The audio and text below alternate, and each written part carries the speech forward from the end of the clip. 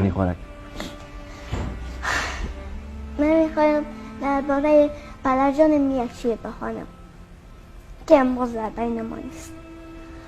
من به خواب دیدم خوابی بس شیرین، باز بابایم بود اندر زمین، باز او بود نزد من همچون همیش، شاد بودم شاد چون روزهای پیش. ناگهان از خواب چشمم باز شد، او نبود و گریم آغاز شد. دل گرفت از این میکردم با طالع و فقط، دستهایم رو ببردم سوی چشم، با خدای خود میگفتم فقط. پس چرا بیدار گشتم من ز خواب و دیدار اوست این دلگباب.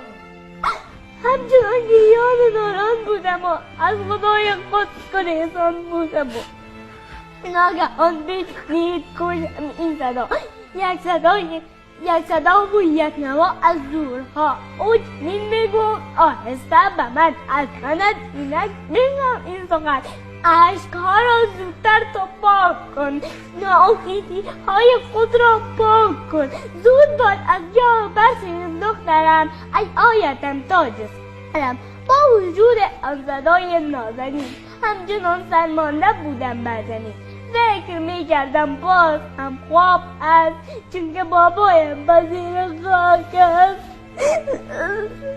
لیک آمد با صدای چنین، یک صدای بسیرین و نازنین، مشعل بابا چرا باشم همین، آیت بابا چرا باشم همین. خنده به لبهای من آمد و این دخترک اینک به بابایش رسید. من دویدم زود در آغوش او، در مشامم بود بوی خوش او. گفت بابا دخترم من با تم، زنده باشم مرده باشم با تم، زندگی من از این پس با تو هست، گرخوری شکست او بازنده است.